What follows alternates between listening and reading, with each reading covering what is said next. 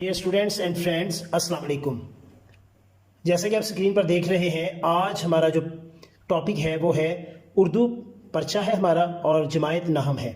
इसमें हम इम्तिहानी पर्चे को हल करने का तरीकाकार देखेंगे, हदायत और अहम सुर्खियाँ। इसके अलावा मुकम्मल पेपर प्रेजेंटेशन जो है उस पर हम बात करेंगे। 9th क्लास का जो पेपर है इसके 75 नंबर हैं, 15 नंबर की ये मरूज़ी है और 60 नंबर का जो है ये इंशाइया है। तो इंशाइया जो है इसके अंदर हमने 7 क्वेश्चन करने हैं और उन क्वेश्चन के अंदर भी हम देखेंगे कि किस हद तक चॉइस जो है वो दी गई हुई है। तो सबसे पहला हम क्वेश्चन देखते हैं। क्वेश्चन सवाल नंबर 2 है और इस सवाल में अशार की तशरीह है। इसके अंदर 2 हिस्से हैं, हिस्सा अलिफ और हिस्सा बे। हिस्सा अलिफ जो है ये हिस्सा नज़म से लिया गया है और इसके अंदर 4 आएंगे अशार नज़म के और उनमें से 3 करने हैं और इसके 6 नंबर हैं। तो इसके करने का तरीका अगर कुछ यूँ होगा कि सबसे पहले हम हवाला शेर जो मैंने यहाँ पर लिखा है कि तेरी राह में खाक हो जाऊँ मर के, यही मेरी हुर्मत यही आबरू है। तो ये शेर लिखने के बाद शेर में भी इस चीज़ का ख्याल रखना है, एक जैसा यहाँ से फासला हो, जैसे ये शुरू है बिल्कुल बराबर पे ख़त्म हो। इसके बाद हम देखेंगे कि ये किस नज़म से लिया गया है। नज़म का उन्वान क्या है? नात। और उसके बाद शायर का नाम क्या है? अमीर मैनाई। इसके बाद हम अगला स्टेप चलते हैं। नेक्स्ट हमें लिखना है इसका मफहूम और यहाँ पर आप देखिएगा कि जो इसका मफहूम है वो हमने तकरीबन जो है, जैसे कि यहाँ पे मैंने बताया है कि मुख्तसर होना चाहिए, जामे होना चाहिए और 2 सतूर तक हम इसको लिखेंगे। इसके बाद तशरीह जो है ये हमने निसफ सफ़ा से 1 सफ़ा पर हमारी जो है तशरीह मुश्तमिल होनी चाहिए। ठीक है, तो इसी तरह से ये हम इसकी कलेक्टिव तशरीह जो है वो कर सकते हैं। करने के बाद हम यहाँ पर इसकी जो है ना आंसर एंडिंग लाइन लगा देंगे। इसके बाद हम आगे बढ़ते हैं। इसका जो हिस्सा बे है, हिस्सा बे जो है ये गज़ल है। गज़ल के 3 अशार आने हैं जिसमें से 2 करने हैं। तो यहाँ पर 1 करने का मैंने तरीका लिखा हुआ है, दूसरा भी इसी की तरह आपने करना है।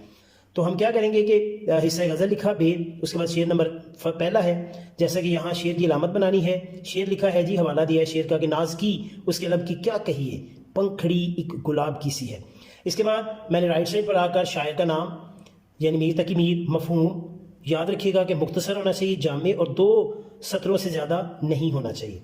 तशरीह जो है इसकी एक जो शेर है उसकी निसफ सफ़ा से 1 सफ़ा तक हमारी तशरीह होनी चाहिए।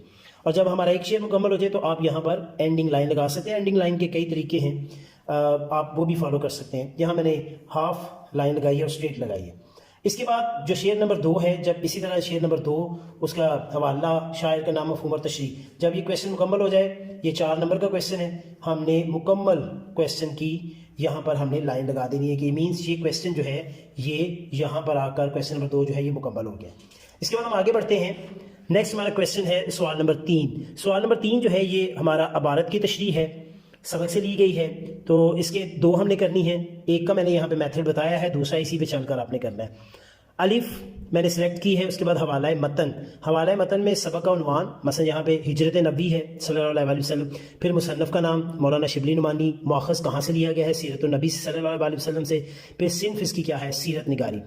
यहाँ ये चीज़ देखिएगा, सेटिंग में मैंने एक जितनी यहाँ पे स्पेस दी है और एक जितने अल्फाज मैंने लिखे हैं ताकि इनके अंदर सिमेट्री आए। इसी तरह से आगे जो लिखे गए हैं उनकी भी तरतीब अगर आप देख सकें तो यहाँ से लेके यहाँ तक एक ही लेवल पे ये लिखे गए हैं और सेंट्रलाइज्ड हैं। इन चीज़ों का ख्याल रखेंगे तो ये बहुत अच्छा इंप्रेशन डालते हैं और एग्जामिनर को मजबूर करते हैं कि वो आपको पूरे नंबर दे।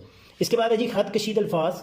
अब उस अबारत के अंदर कुछ अल्फाज के नीचे खत लगा हुआ है, तो हमने उनके अल्फाज और उनके मानी हमने इस तरह से उसकी एक बॉक्स बना लेना है, उसके अंदर लाइनें लगा लेनी है और वो जो जो उन्होंने खत कशीद किए हुए हैं उन वो अल्फाज लिखेंगे और उनके आगे मानी लिखेंगे। इसके बाद इसको करने के बाद हम आएंगे सियाको सबाक। सियाको सबाक जो होता है ये जो भी हमने जिस इबारत का तशरीह करनी है उसका सियाको सबाक बताना है। उसके अंदर सियाको सबाक में 4 से 10 सत्रों तक हमारा सियाको सबाक होना चाहिए। इसके बाद हम आगे बढ़ते हैं तशरीह। तशरीह जो है हमारी जो हेडिंग है वो हमने अबारत की जो तशरीह है वो जितना हमारा आया हुआ था, पैरा आया हुआ था, उससे 3 गुना हमारी तशरीह होनी चाहिए। उसके बाद इसी तरह से दूसरी करेंगे और आखिर में कंप्लीट लाइन एंड तक हम लगा देंगे। नेक्स्ट हम आगे बढ़ते हैं। क्वेश्चन नंबर 4 है और क्वेश्चन नंबर 4 इसी तरह से हम उसकी हेडिंग देंगे और ये क्वेश्चन है सवालात के जवाबात। ये हमें 8 क्वेश्चन आने हैं जिसमें से हमने 5 करने हैं, यानी 10 नंबर है। 2-2 नंबर का एक क्वेश्चन है और ये 10 नंबर का हमने पोर्शन है। इसमें क्या करेंगे, यहाँ मैंने सब क्वेश्चन हेडिंग लाइंस लगाई हैं, बीच में उसका नंबर दिया है। آگے سوال ہماری مرضی ہے، سوال لکھنا چاہیں تو لکھ لیں، نہیں تو یہ سوال کے ورڈ کو ختم کر کے ہم یہاں پہ جواب بھی لکھ سکتے ہیں۔ بہرحال مختصر سا سوال ہے، لکھ لیں، اب سوال ہے جواب ہے، ٹھیک ہے۔ جب یہ مکمل ہو جائے لائن لگا دی، پھر اگلے پہ آگے ہیں، پھر اس کا سوال جواب، اور یہ پروسیس 5 دفعہ دہرایا جانا ہے۔ جب یہ مکمل ہو جائے گا تو ہم اس کے بعد یہ کمپلیٹ لائن لگا دیں۔ یہاں میں نے سوال اور جواب نہیں لکھا، یہ کام سی بات ہے، آپ اکثر لکھتے ہیں، اس لیے میں نے اس کو ڈیٹیل سے نہیں لکھا۔ نیکسٹ ہم اگلے کویشچن پہ آتے ہیں۔ اگلا کویشچن ہے ہمارا کویشچن نمبر 5، اور یہ جو کویشچن ہے یہ ہے خلاصہ، اور یہ سبق کا خلاصہ ہے۔ تو اس کے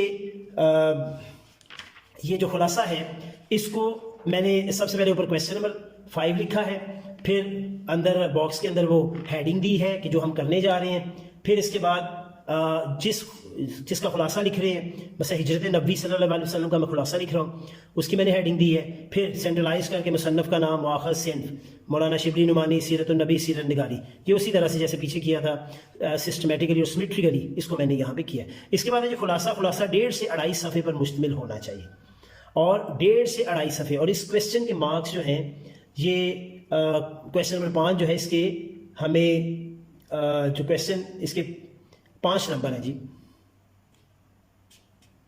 اس کے آگے بڑھتے ہیں، کویشچن نمبر 6 ہے جی۔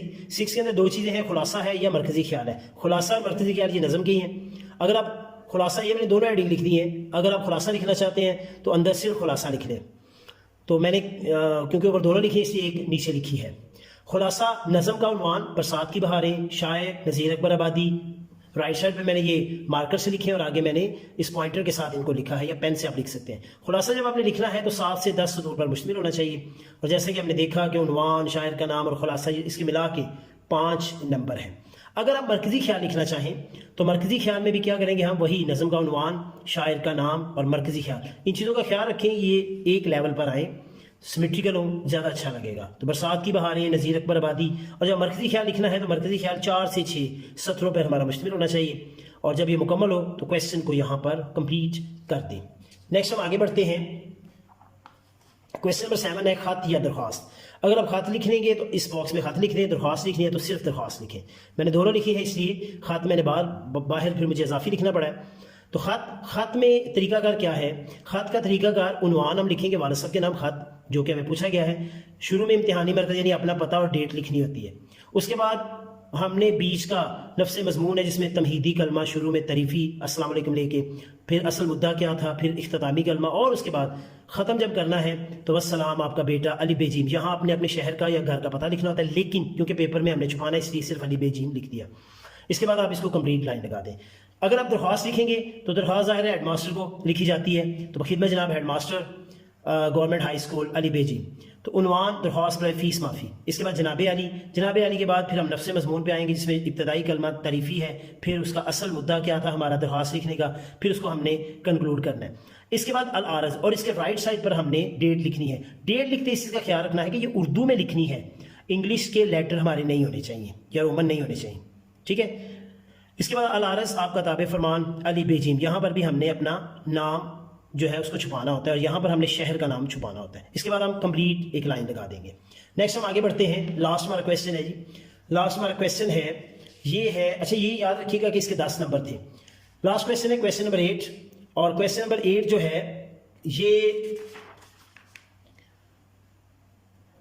یہ بھی یہ جو کویشچن ہے کویشچن نمبر 8 جو ہے یہ 5 نمبر کا ہے۔ مکالمہ یا کہانی نویسی، اگر ہم مکالمہ لکھنا ہے تو باکس میں مکالمہ لکھ دیں، کہانی ہے تو کہانی، اور میں نے کیونکہ دونوں کو لکھ کے چوائس رکھی ہے تو اس لیے میں نے اس کو نیچے لکھا۔ مکالمہ ہے فار ایگزامپل، سب سے پہلے ہم عنوان لکھ دیں کہ کس چیز پہ مکالمہ 2 لوگوں کے درمیان ہے، یہاں تاریخ پاکستان کی بات ہے۔ پھر ہم نے نیکسٹ لکھنا ہے تمہیدی منظر، کہ یہ اس کا منظر نامہ کیا تھا، مثلا ایک شخص جھنڈا لگا رہا تھا، کوئی اس کے پاس آیا اور آپس میں ان کی باتیں شروع ہو گئیں تاریخ پاکستان کے حوالے سے۔ پھر ہم نے وہ ساری ان کی آپس میں ڈسکشن لفظ مضمون میں لکھنی ہے۔ پھر اختتامی منظر نامہ لگانا ہے کہ اس نے جھنڈا لگا لیا اور دوسرا بندہ اس سے رخصت لے کر اپنے کام کی طرف چلا گیا۔ تو اس طرح سے ہم یہ مکالمہ لکھتے ہیں۔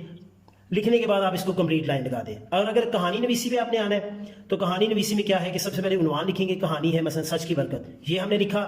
اس کے بعد اس کی تمہید اور آغاز یعنی اس کا انٹروڈکشن ہم نے لکھا، پھر اس کہانی کو لے کر آگے بڑھے، اس میں جتنی ڈیولپمنٹ ہوئی اس کا ذکر کیا، پھر اس کو انجام اور اختتام کی طرف لے کے اسے مکمل کر دیا، اور اینڈ پہ اخلاقی سبق ضرور لکھنا ہے، ٹھیک ہے.